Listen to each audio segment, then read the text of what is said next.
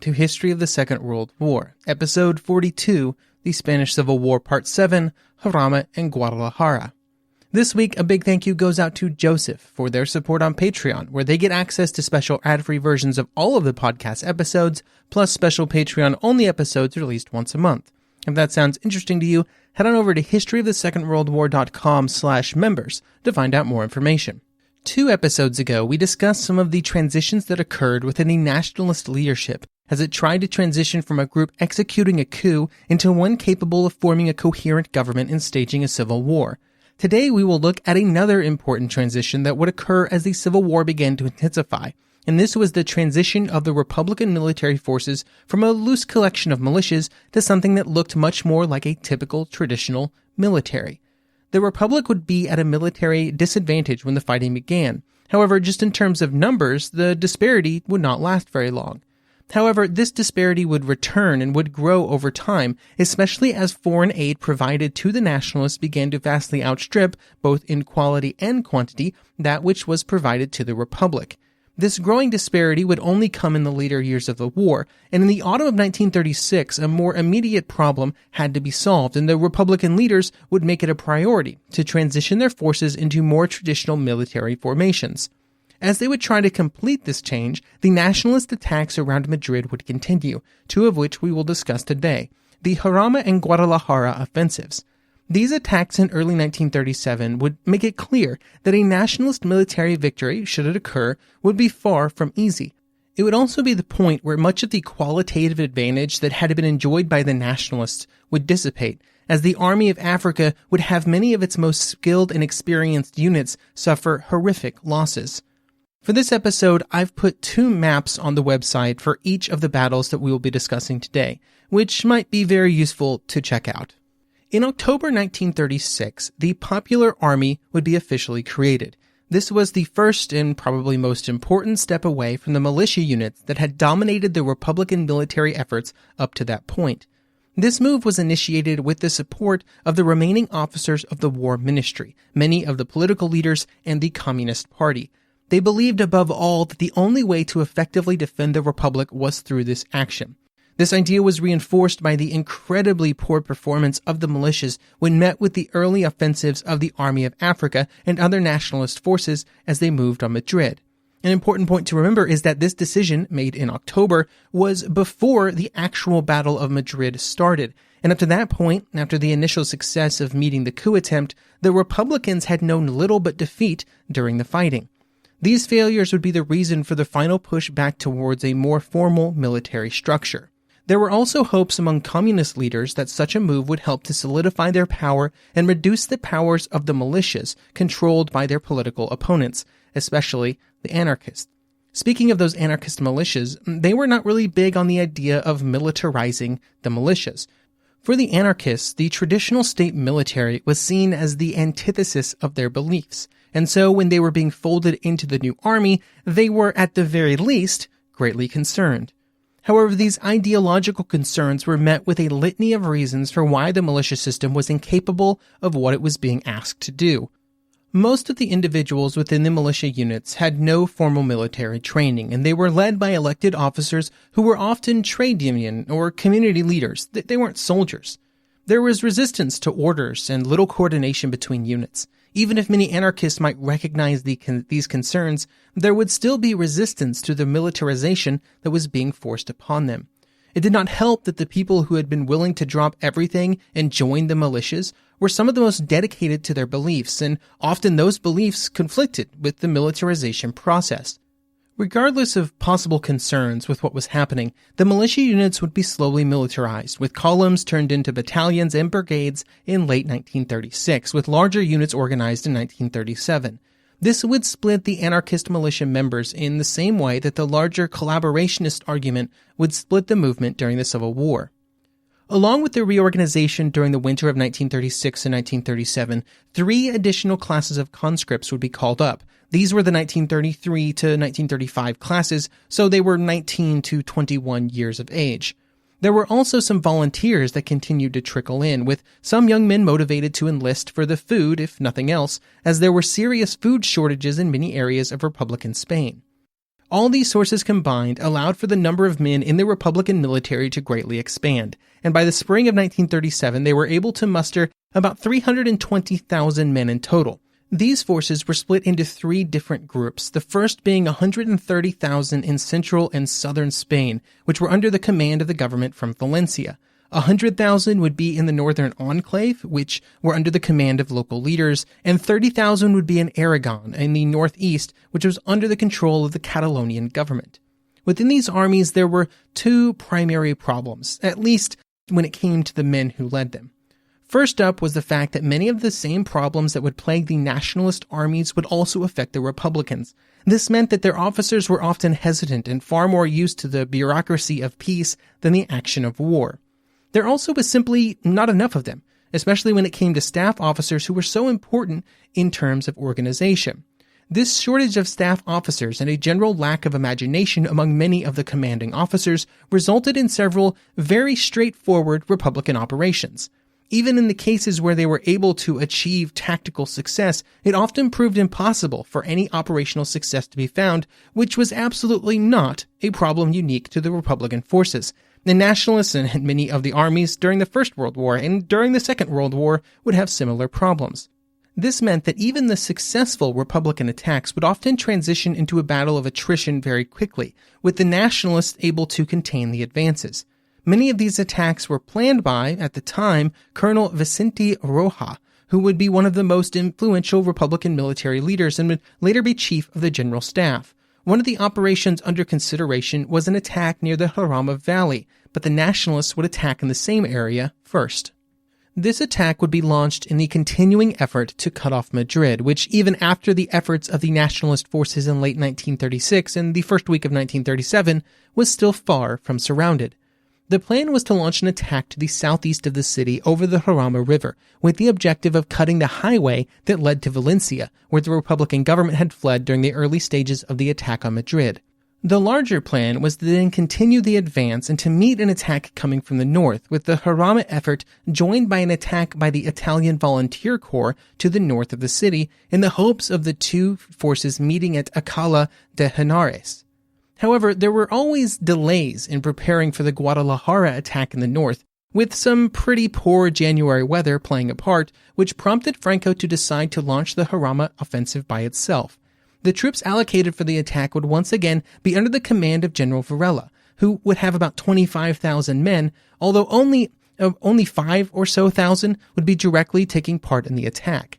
The majority of these troops were from Morocco, which gave the Nationalist officers additional confidence in their success. They would be supported by German machine guns, tanks, and artillery.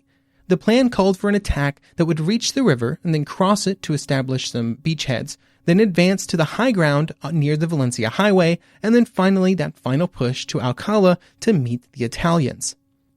As I mentioned just a bit ago, the Republicans were also planning for an attack in this area. The Soviet advisors that had been sent to Spain had been suggesting such an attack, and the Republican General Staff had finally agreed. The troops had even been moved into the area, with around 50 battalions already in place, which meant that when the attack began, there was rough parity between the forces involved. The initial jumping-off date for the Nationalists had been January 24th, but starting on that day, there would be rain for 10 consecutive days. This turned the area into a muddy mess, and when the rain finally ended on February 4th, it soon became apparent to the Republicans that the Nationalists were going to launch an attack. The Republican leaders quickly canceled any preparations for their own offensives, which was planned to start in the near future, and instead had all units prepared to meet the attack. While they knew it was coming, they did not know exactly where the focal point would be. On the Nationalist side, after the rain had ended, the attack was rescheduled for February 6th. On that day, there was some initial success, and the Republican forces would be thrown back in confusion. By February 8th, Nationalist forces would reach the river in many areas and had consolidated control over most of the West Bank. However, they were unable to ford the river due to all of the recent rain, and so they were delayed. This gave the Republican forces a breather. But there was still some concern within the Republican leadership that the current attack was simply a feint and a diversion, either of another attack elsewhere on the front or as a precursor for the current attack to switch directions and begin to move directly towards Madrid. This made the Republican leaders hesitant to commit further resources to this specific area of the front. The first Nationalist troops across the river would make the jump at the Pindock Rail Bridge. Varela would order a night attack against the bridge in the hopes that this would catch the Republican defenders by surprise. This was achieved with a small force crossing the river and killing several sentries with knives. These sentries were actually Frenchmen who were members of the 14th International Brigade, and their death allowed the Nationalist units to capture the bridge and begin to move men and equipment across. This included anti-tank guns, which were brought across the bridge in time to deal with a small group of tanks used in a Republican counterattack. There was heavy fire thrown at the bridge by both the 12th International Brigade and Republican artillery, which slowed the advance of the brigade that had made the crossing. This could not prevent the establishment of a stable bridgehead, though, and while this represented a success for the Nationalists, the entire attack had been a costly one, with 720 casualties. When the advance was resumed the next day, it would run into two major problems. The first was that the two international brigades that were in their path put up some serious resistance, and the Republican artillery would continue to shell the bridge and surrounding areas, making movement of men and supplies to the forward areas quite difficult. Another crossing was made at dawn and just a few hours after the events at Pindock. This crossing was at San Martin de la Vega. In both of these areas, progress was made, but the defenders, both international and Spanish, would be able to hold on to a few important geographical features. Attacks continued during February 13th, pushing forward until eventually troops from the Pindock bridgehead were able to reach the Valencia highway. By this point, some of the defenders were beginning to collapse, but Varela felt that the troops were too far forward and exposed to a possible flank attack, and so he ordered a halt to their advance. What they did not know was that they had pushed the Republican defenders into a state of complete disorganization, but the Nationalist overestimation of Republican forces called for caution. Varela then requested further reinforcements before any further attacks were ordered. This pause provided time for Republican forces to be brought into the area and a counterattack to be launched, including 50 Russian T-26 tanks that had made their way to Spain. The counterattack was not able to erase all of the Nationalist gains, but it did seriously reduce the ability of the Nationalist forces to attempt another attack. The attack at Jarama was important for many reasons, not the least of which was that it represented a clear end to Nationalist supremacy in two key areas. The first was in the air, because during the offensive, the Republican air forces were able to obtain some level of control of the airspace through the use of their Russian aircraft and pilots. The Russian planes were better, and there were more of them, with the Nationalists having problems getting more fighters from the Italians, who were at that point their primary source. The larger change was within the Nationalist army itself. They had entered the war with a notable advantage in terms of experience within their ranks, but on the Jarama, many thousands of those troops had been sacrificed. Some historians have equated it to what happened to the British forces at Ypres in late 1914, with the attack at Jarama sacrificing simply too many of the professional soldiers that had come across from Africa in the early days of the Civil War, which was a resource that the Nationalists could not replace either easily or quickly. The effective resistance of the Republican troops was also very different than some of the earlier attacks in the autumn of 1936, and the Nationalist leaders, Franco among them, simply could not adapt fast enough to this new reality. There was heavy criticism of the Nationalist commanders for their actions during the Jarama attacks, and especially of their decision to continue such attacks even as the costs mounted. This criticism primarily fell on General Orgaz, Varela's commander, and Orgaz would be removed, although he would be reassigned to command the mobilization and training of officers for the Nationalist army. The objective of the offensive was also never achieved. The Valencia road remained open. There were discussions about resuming the attack when the Italians attacked near Guadalajara in early March, but it was decided that the troops near the Jarama were simply not capable of mounting further efforts. Even with the failure of the attacks on the Jarama, the planned attacks in the north would still be scheduled to occur, even though it would only do so after a delay. Franco still wanted to capture and isolate the capital, and there was also pressure coming from the Italians to have their troops, the Corpo Troupe Volontaire, or the CTV, used in an attack. The CTV was commanded by Major General Mario Roada and was primarily made up of Italians that had been part of the fascist Black Shirt militia who had first seen action in Ethiopia. Mussolini wanted the CTV used for such an attack as a way of boosting Italian military prestige, and so supplies and men were moved into the area for the attack during the early months of 1937. Maratha would eventually have over 31,000 men, although not all of them would take part in the attack, and those that did would be joined by many Spanish units as well. Interestingly, there was also a huge stockpile of chemical weapons moved into place, including mustard, phosgene, and less lethal substances like tear gas. These would not end up being used, but they were in Spain to be used by Italian forces, and apparently Mussolini was an advocate for them, even though, again, they would not end up being used. As mentioned earlier, the initial plan had been to launch the Italian attack simultaneously with the one on Jarama, but due to the Italian delays, the attack in the south would occur unsupported. By the time that the CTV was ready, the attacks in the south had ended, and so the northern attacks would be the ones going forward unsupported in March. This did not greatly deter either Franco or Ramada from launching the attacks, with the vague hope that once the northern troops got rolling, attacks in the south could resume as well. The Italian plans were to attack towards Guadalajara from the northwest. They would move along the road that ran into the town, using the black shirt troops as a spearhead for the offensive. The final objective of the attack, Alcala, was 75 kilometers away, which is where they planned to meet with Varela's troops moving up from the south. Apparently, when this planning was occurring, Ruana and the other Italian leaders had very little idea what they were actually attacking into, and they possessed very few maps of the area. This prevented proper detailed planning from occurring, which, when combined with some of the poor decisions made during the process, would create real issues. For example, the weather was predicted to be quite poor on the opening day of the attack, March 4th, and it was likely there would be rain combined with cold weather.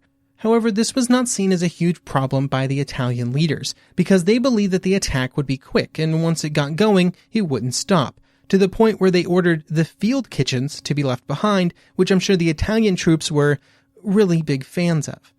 After the Italian plans were shown to Franco, the Nationalist leader was concerned that the Italians were leaving themselves far too exposed on their left flank, but the Italians were very confident and did not heed these concerns. As the Italian troops prepared for the attack on the night of March 7th, the weather was abysmal, with snow, sleet, rain, and cold temperatures, making everything very uncomfortable. In some areas, visibility was down to 100 meters, but that did not prevent the advance from beginning, with the Italian troops on the left and the Spanish troops on the right.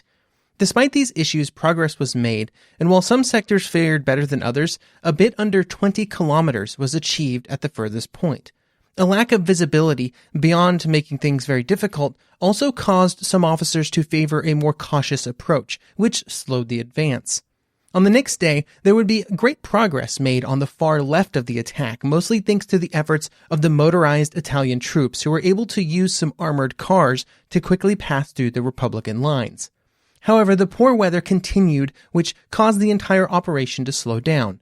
Some Republican reinforcements had arrived on March 8th, but at least initially these were small in number.